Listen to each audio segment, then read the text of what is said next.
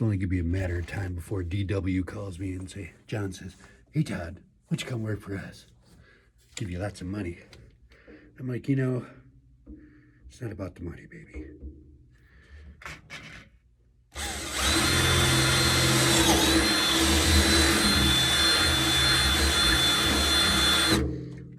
Was it good for you? It was good for me.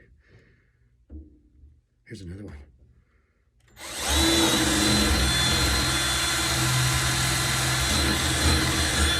Whoops. Forgot that plate's there, isn't it? Son of a poops. All right. Gotta fix that. Did you miss me? Liar. No, you didn't. Hey guys, how's it going, eh? Todd the Cheap Drums guy. Do not look at the stain on the ceiling. Don't do it. So, Mendini by Cecilio. This little $20 drum set that I got from Goodwill. My friend came through again, as always. I have been fighting with this thing all week. And just when I start heading off in one direction with it, something happens and I have to go a different direction. But that's all right. That's all right. I didn't know what I was really doing. I was just kind of playing it by ear. But I think now I'm at a point, it's more of a novelty really. And I'll show you here in a second. Now, out of the 4 drums, there was a 16-inch bass drum, a 10-inch snare, and 2 8-inch tom-toms. They're all 4-lug drums, including that 16-inch bass drum. So you can imagine what that would sound like. I mean, if you're a little toddler playing it, that's fine and dandy. But anybody else, it's going to sound like crap. Probably that's the reason why kids' drum sets don't last too long at people's homes. But out of all those drums, the snare was the one I chose not to save, just for the fact that the mechanism is terrible and it had a lot extra holes in it than the other drums did, until I started cutting up the other drums. But anyways, so what I did, I scrapped the snare. I took all the lugs off. There was 4 lugs. The 16-inch bass drum was only 4 lugs also. And so what I did, I took those lugs and I put them on the bass drum. But I had to be very careful with it. Those lugs are made of plastic. So you really couldn't be as a little rough with them. You had to be careful just because I didn't want to break them. But anyways, so I turned the 4-lug bass drum into an 8-lug. It's not perfect, and I'll show you.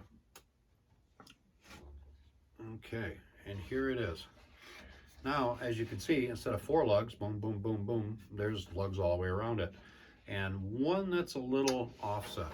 Now, where this lug was supposed to go, that's where the tom mount went for the little Mendini kit. I really couldn't move this anywhere else. Well, I probably could, but because there's a sizable hole in there, and by drilling 2 more holes right next to it, this area would be quite weak. So I still might pop it off and remount it and re-drill it somewhere else, but for right now, I just mounted the other lug offset to it. But other than that, it's on there. And I really didn't measure it. I just kind of guesstimated, knocked some holes in it, called her good, Bob's your uncle.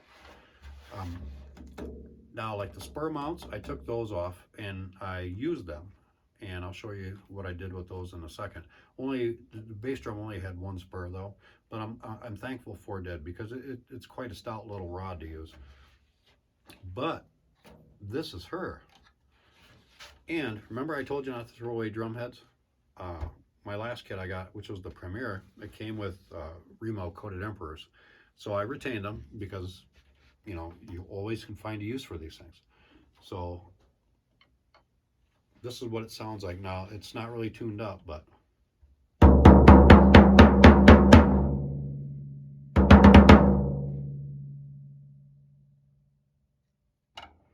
now, initially I wanted to make this a UFO drum. However, I really couldn't do that because I would have to cut the shell down considerably, because the UFOs are very thin drums. So what I initially made is a concert tom out of it. If I had shorter lugs and whatnot, I could have moved or lug screws, I could have moved them up there, moved the lugs up a little bit, and then cut it off, which would alleviate all the extra holes and stuff like that. And don't mind the blood. Yes, it drew first blood. But so I'm pretty content with this just staying a concert tom. And once I get it tuned up, I think I'm going to get a pretty good fat sound out of it. And then the only step I'll need to do after this, because I mean it's a nice little poplar shell. I mean, it's not unlike any of the other drums I have. They're probably made in the same factory, just with lesser grade hardware. But this drum as a concert tom, which it's going to be, I'm trying to think of which drum set would it fit with better. Would it fit with both? You know, I kind of feel that this one would fit with my Sound Percussion Lab, which is the last one I refinished with the blue on the bottom. I thought it might go with that one a little bit better. So maybe I'll just take the wraps off and stain it to match that. And as far as the bass drum mount goes, before it wouldn't fit on the 7-inch tom arms. But I have a 30-pound breaker bar out in the garage. We called it a tanker's bar in the Army. They are quite stout. So what I did, I just put some brute force on it. I took the mount off, I put it on the thin end of the bar, took a hammer, started pounding it down the bar, and got to a point where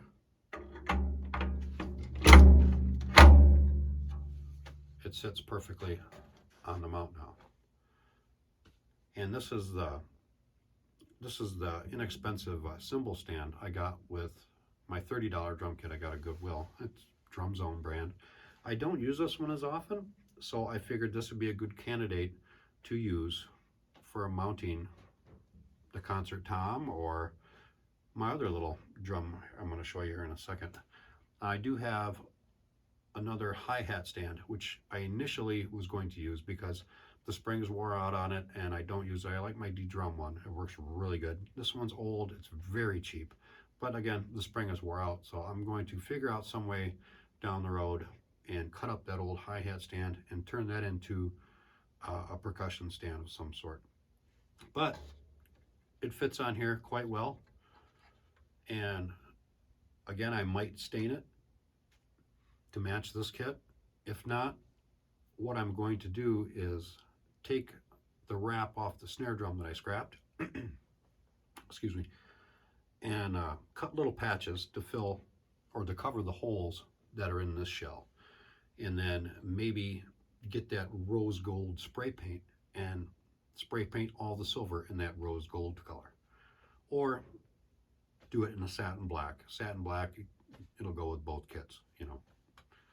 So anyways, so that's what I've got so far with this. And I think it's turning out pretty good. Other than the fact that it ripped my finger open, but oh well. I was hacking on it, so it decided to hack on me. Now for the toms. That's another story. I struggle what the hell to do with these little bloody things. But if you want to hear something, I took the batter head off it. That's the resonant head on it. It doesn't actually sound too bad. Let me put her up there. And here's the bigger of the two.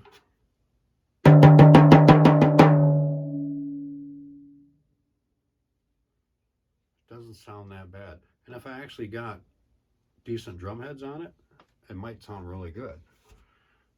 So I was trying to figure out what to do with those. And I'm like, well, how can I incorporate one of the stands in order to make it work, right?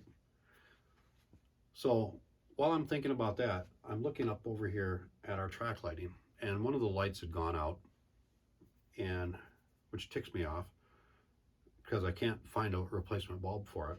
So I decided, why don't I just take the light mount out? And so I'm looking at it, and I saw the bracket the light was on. I'm like, huh. And instantly I got an idea. So check this out.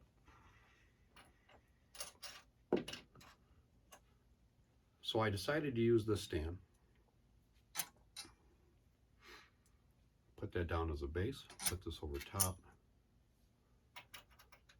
Put a couple washers on it. And take a wing nut.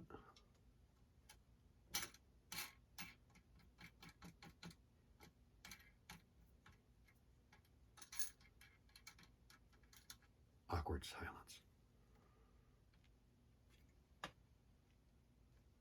Solid. So, remember I told you I took the spur mounts off the 16. Well, I mounted them on the toms. Now, this mount, the holes weren't big enough to fit the spur that came with this kit. So I drilled these out a little bit. So,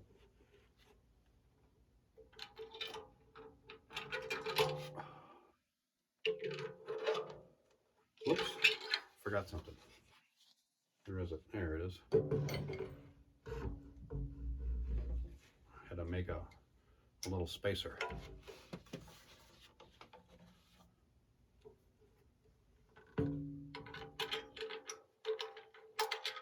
Now, I have this right there. So when I tighten up the toms, it keeps these at a proper distance so it won't bend it inward.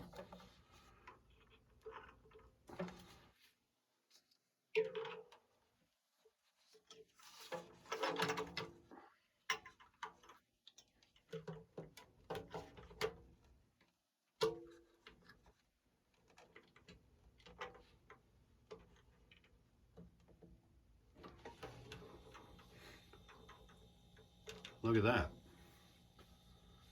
Interesting. Now, I still have a little bit of work to do. I have to add something. This is the original tom mounts here. I don't have, unfortunately, the set didn't come with that. So I wasn't able to utilize any of that. But I have to make something like drill a couple holes and put another rod through it in order to keep it in one spot so it won't move around, because this will move around a little bit. But that should hold it.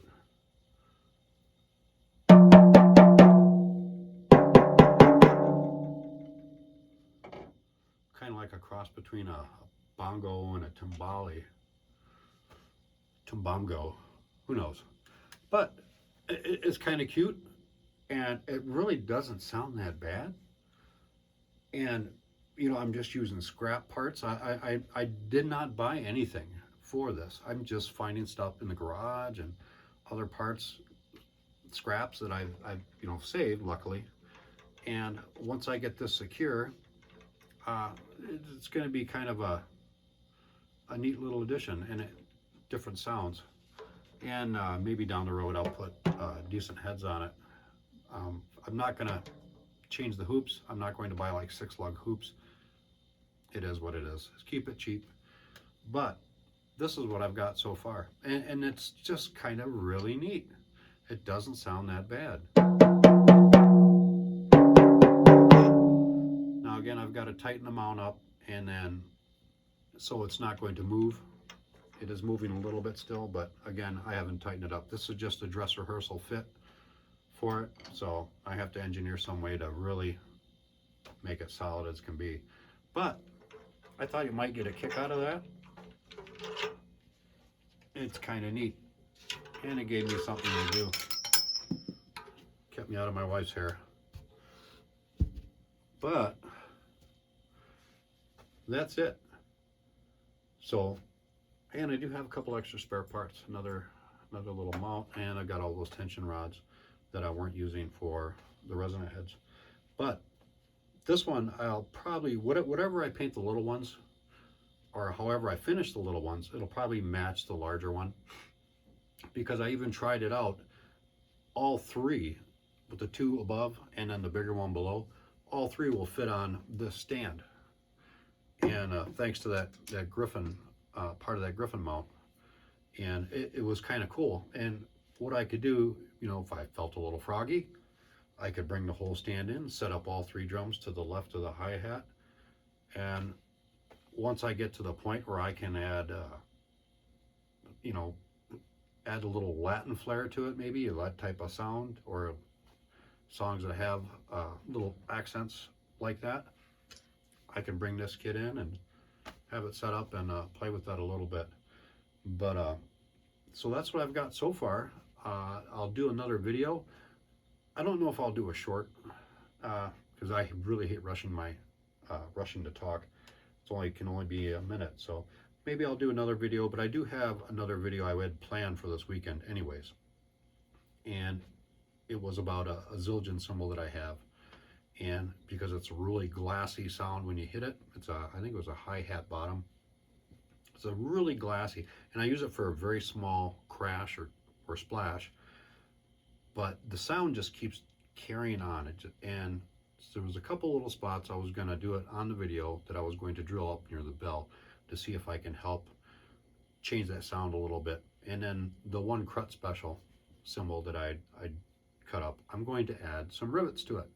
And because it's a neat sounding cymbal, and I thought, well, with that little extra flair like sizzling bacon on it with the rivets, I think it might be kind of cool. But again, that's what I've got going on. That's what I've had going on all week. It's been a strange week with the weather up and down. Holy crap. But anyways, I'm Todd, the cheap drums guy, and you're not. You're welcome. And I'm out of here.